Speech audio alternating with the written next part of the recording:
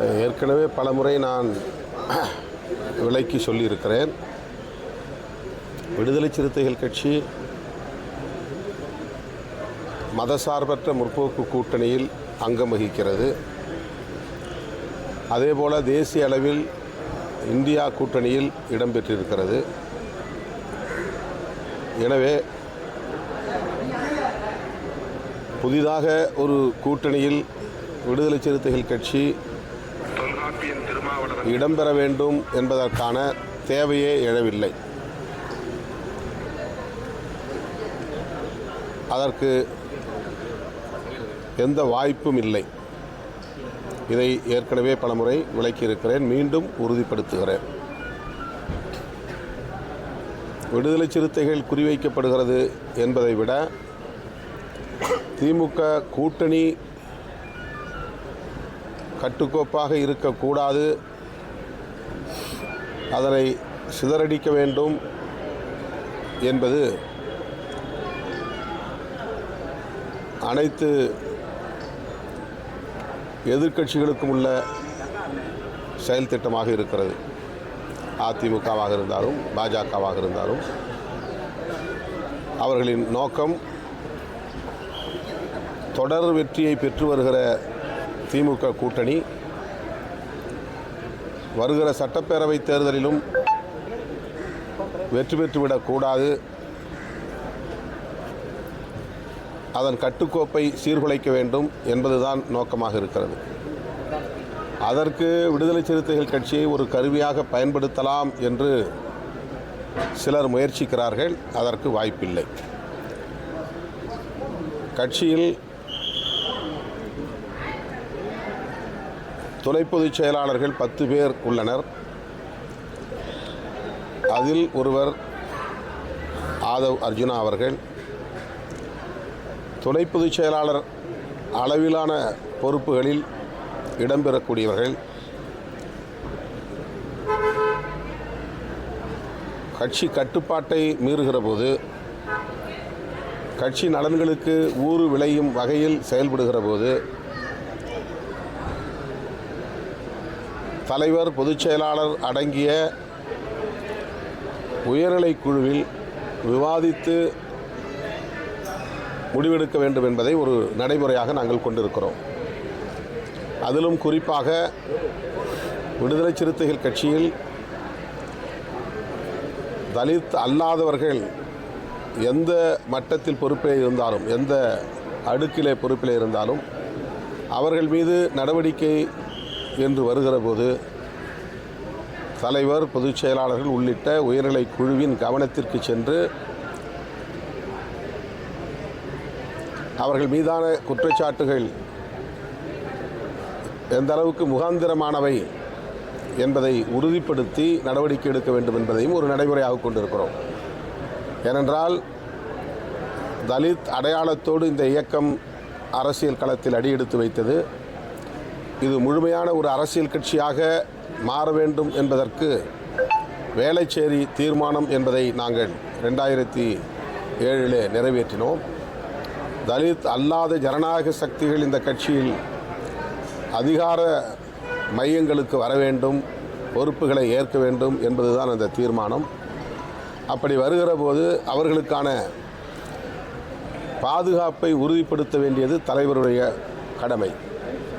அந்த பொறுப்பிலே அவர்கள் தொடர்ந்து செயல்படுவதற்கான பாதுகாப்பை உறுதிப்படுத்துவது. ஆகவேதான் ஆதவ் அர்ஜுன் அவர்களுடைய அண்மைக்கால செயற்பாடுகள் கட்சி நலன்களுக்கு எதிராக இருக்கிறது என்பதை கட்சி தோழர்கள்,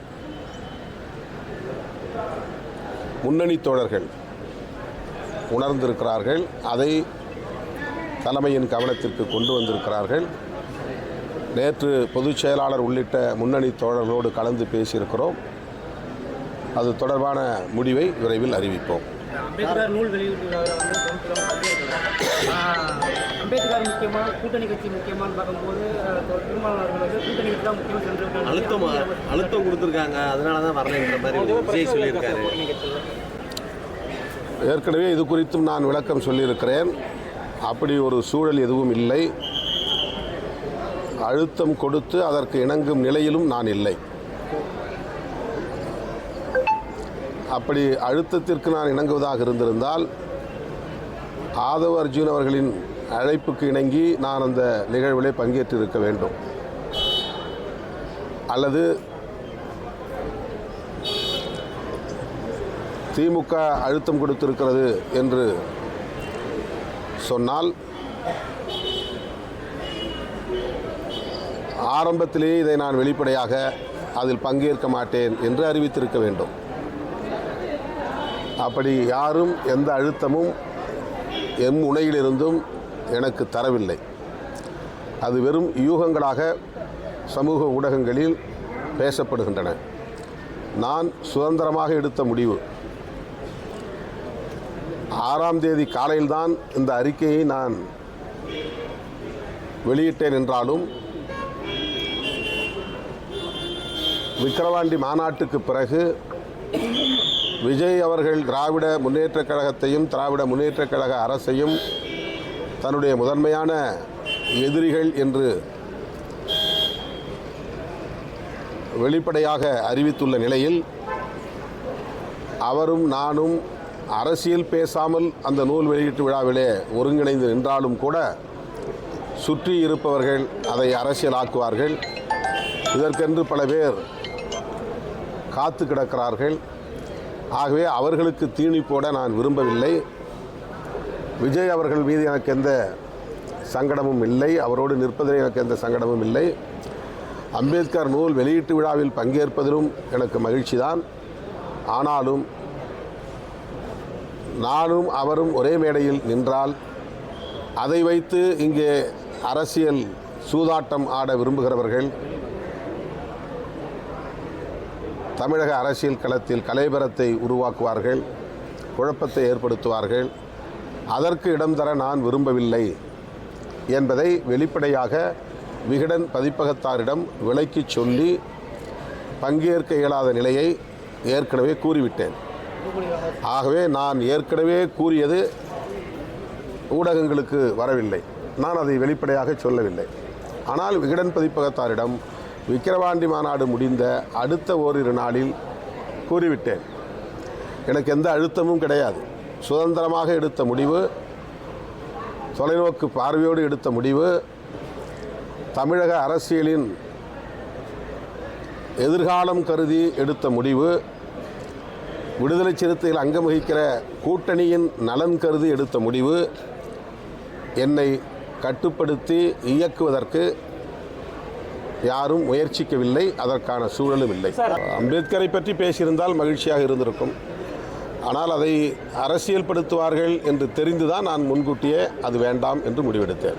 அந்த 200 கூட்டணியை மைனஸ் ஆக்கிடுவாங்க விஜய் சொல்லியிருக்காரு. அது அவருடைய அரசியல். அதில் நான் கருத்து என்ன சார், அந்த கட்சி நிகழ்வு இல்லாமல், அதாவது அதை வந்து கட்சியாக இல்லாமல் பார்க்கும் பட்சத்தில் அந்த அம்பேத்கர் நூல் வெளியீட்டு விழாவை நீங்கள் மிஸ் பண்ணீங்களா? தனிப்பட்ட முறையில் திருமாவளவன் மிஸ் பண்ணார்? இல்லை, எத்தனையோ நிகழ்ச்சியில் நான் பங்கேற்றிருக்கிறேன். நூற்றுக்கணக்கான ஆயிரக்கணக்கான நிகழ்ச்சிகளில் பங்கேற்றிருக்கிறேன். அடுத்த நாள் நேற்று கூட ஐக்கனோக்ளாஸ்ட்டுங்கிற ஒரு ஆங்கில நூல், அதே ஆனந்த் டெல்ட்டுடைய அம்பேத்கருடைய குடும்ப உறவினர் எழுதிய வாழ்க்கை வரலாற்று நூல், அம்பேத்கருடைய வாழ்க்கை வரலாற்று நூல் நேற்று வெளியிட்டோம். நாங்கள் எல்லாம் அம்பேத்கரை பற்றி நிறைய பேசியிருக்கிறோம். அந்த நிகழ்ச்சி ஓராண்டுக்கு முன்னரே முடிவு செய்தார்கள். என்னுடைய ஒப்புதலையும் பெற்றார்கள். நான் மகிழ்ச்சியோடு அதற்காக 6ஆம் தேதி வேறு எந்த நிகழ்ச்சிக்கும் ஒப்புதல் தராமல் அந்த நூல் வெளியீட்டு விழாவில் பங்கேற்க வேண்டும் என்பதற்காக ஏற்கனவே முடிவு செய்திருந்தேன். ஆனால் அதை அரசியலாக்கி விட்டார்கள். நான் ஏற்கனவே என்னுடைய அறிக்கையில் குறிப்பிட்டபடி ஒரு தமிழ் நாளேடு அதை ஏதோ நடக்கக்கூடாத ஒன்று நடக்க இருப்பது போன்ற ஒரு தோற்றத்தை ஏற்படுத்தி பூதாகரப்படுத்தி யாருக்கோ செய்தி சொல்வதைப் போல அதை செய்தியாக்கினார்கள். அதிலிருந்து தான் இந்த சர்ச்சை தொடங்கியது. ஆகவே ஒரே மேடையில் இருக்கப் போகிறார்கள் என்பதை ஒரு அதிகாரபூர்வமான அறிவிப்பாக இல்லாத நிலையிலேயே அதை அரசியலாக்கினார்கள் என்றால், 2 பேரும் ஒரே மேடையில் என்றால் என்ன மாதிரி அரசியல்படுத்துவார்கள்? ஆகவே இப்படிப்பட்ட சக்திகளிடமிருந்து எமது கட்சியை காப்பாற்றுவதற்காகத்தான் நான் இந்த முடிவை எடுத்தேன். சார்